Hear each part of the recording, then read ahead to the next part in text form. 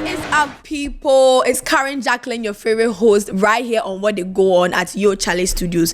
You already know what they go on. This is where we bring you news of what is happening around you from Monday to Friday. So make sure you are stay tuned to our pages so that you don't miss anything happening around you in Ghana, Africa, and the world at large.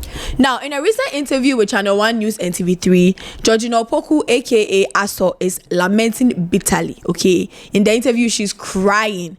She's wailing. In fact, she's in distress, okay, because she was given a permit to build a washing bay under the flower pot interchange. It has been alleged that COP Kofi Boache has demolished the place down. They've cleared everything. Somewhere in December, I was here, and one of the assembly members came that this space belongs to the Despite people. I didn't even know this particular building was for them.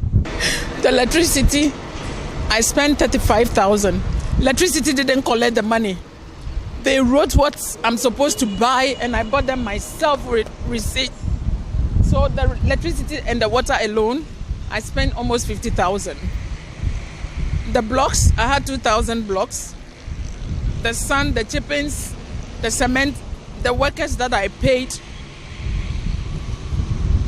I've invested. She said in the interview that, number one, she didn't just get up and go and build another interchange. Okay, she was actually invited last year, October. She was invited by highway authorities. Okay, they called her in for about 2 hours. They were giving her introduction, they were giving her orientation. They were letting her know exactly what they wanted, the kind of structure they wanted under the interchange. Okay, they gave her building plans, and then the next month, which was November 18th, she got the permit. So she started construction. She had bought the machines. You know, she's building a washing bay. You know, washing bay, when you're building it, you need one of those washing bay machines, because one of those drive-through ones where you drive through into the washing bay. So she bought the machines. I'm going to break down the amount she has actually spent. It's actually quite ridiculous.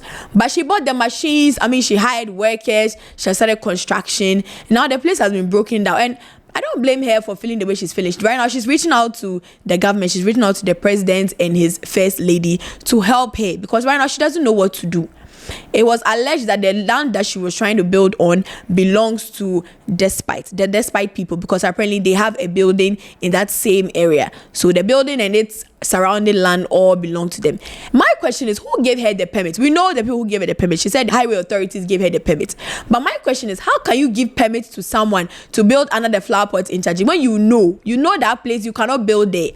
They'll not allow you to, because if it's been allowed to build by now, they'll not have broken her place. But now the place has been demolished. They've broken everything down. They've cleared the place now.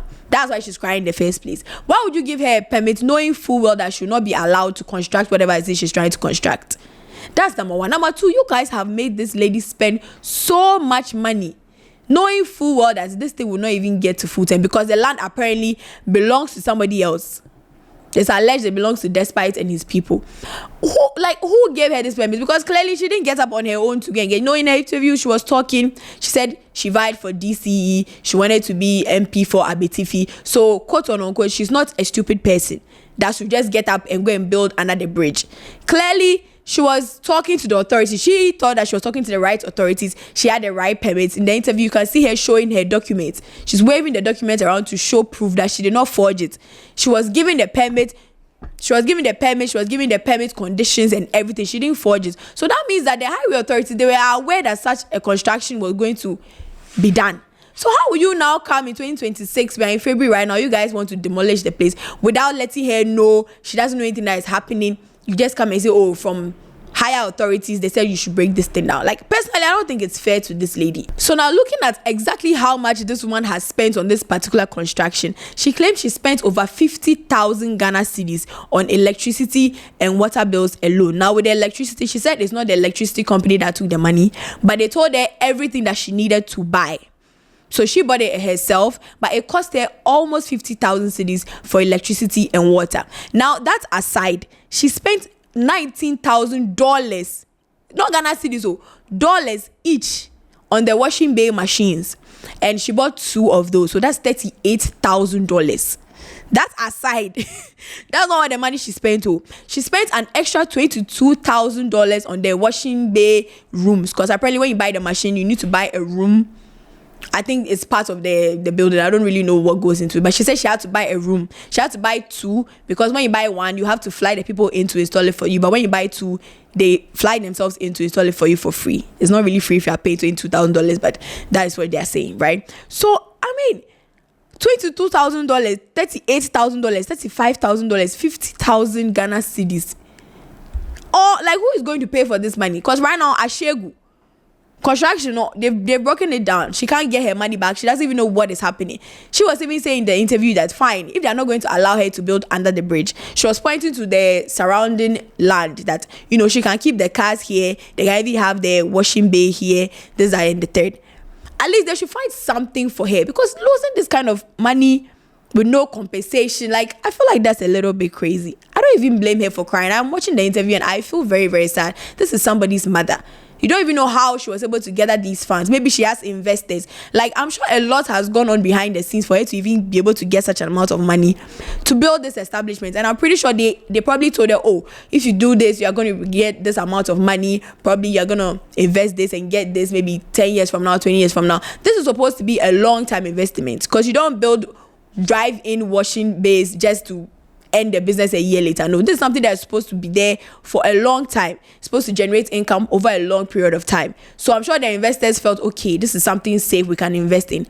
Now, all of a sudden, you guys have broken it down. She doesn't know anything. Because from the interview, you can tell that nobody told her anything. Nobody told her, nobody informed her that they were going to break the stuff down. I'm sure if she knew, she wouldn't have invested this much in the first place. Now, apart from all the money I've mentioned, she also mentioned buying blocks, sand, chippings, the workers that she has paid, because they actually started the construction.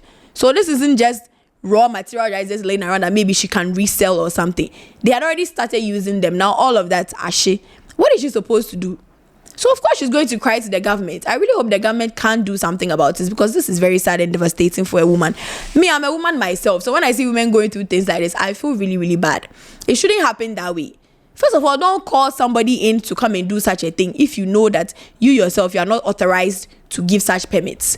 Go to the higher ups first. Let them know what is going on. Make sure the land does not belong to anybody. But my question right now is, why are they now seeing this construction being built and now they want to break it down? Because from the what this woman is saying, she has been given the permit since last year, October. You can't get permits last year, October, get everything from November, start building, start constructing, start buying things, importing people to come and install them. And now in February 2026, you have decided to demolish the building. Did no one see this building being constructed or this structure being put in place before this time, before this year even? Because it started last year.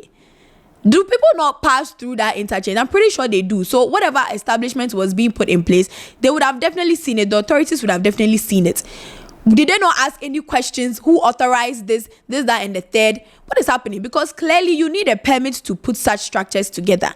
Nobody is going to just come up and go and build something under the bridge if they don't have the documents to do so. And some Ghanaian citizens have also weighed their opinions in on X about this particular situation, because under the interview, they have, oh my God, there's just so much going on under there. Let me just let you know what some of them are saying. Okay. So one user says, what kind of silliness is this? Honestly, you got a permit to build under a flyover and not a single alarm bell went off in your head. Not one. At this rate, people will start building on the lawns of Jubilee House because they also got permits. She says she has contested as an MP before, and suddenly everything makes sense as to why the country is in the state it's in, when people like her are the ones leading us. Where at all is this tomfoolery coming from? We really need to be serious as a country. Now, as this person might have a point, but at the same time, I do not think we should be putting too much blame on us all, because from her interview, she said she was called. Clearly, she thought she was working with other people. This is not just solely on her. She did not just get up and decide to go and get a permit for a washing bay.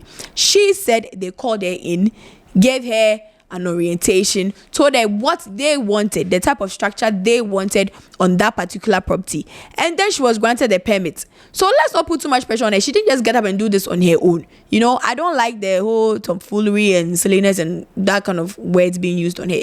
Like, clearly, she's intelligent enough to know that you can't do such things unless you have the proper permits. Maybe she thought it was just a regular thing. You know, you just need a permit and you can do it. Some people might not even know you can do it until you see someone doing it. So let's not put too much pressure on the lady. Another user said, hey, it be some way. Oh. She said they said it's for the big men. So if she can't build there as a Ghanaian, then no other Ghanaian can do a project there. The big men, they own Ghana. And to be honest, I feel like it's fair for her to say if she can't build, then no one can, because clearly she went through all the proper, steps. She got the permits and everything, and the place was still demolished. So if she can't do it, why would they allow someone else to do it? I mean, I know it is being alleged that the land actually belongs to someone else. So if the alleged owners do want to put up a structure, that is up to them, if they do own the land. But as to under the bridge itself, I do not think if she can't work there, someone else should be allowed to. That just wouldn't be fair. So that's what I have for you guys today. Let me know what you think in the comments, okay? I genuinely want to know your opinions, what you would do if you were in her position, what you think the government should do to prevent things like this from happening. It's been your favorite host, Karen Jacqueline. This is What They Go On right here on Yo Charlie Studios. Make sure to like, comment, share, subscribe, and I'll see you in the next video.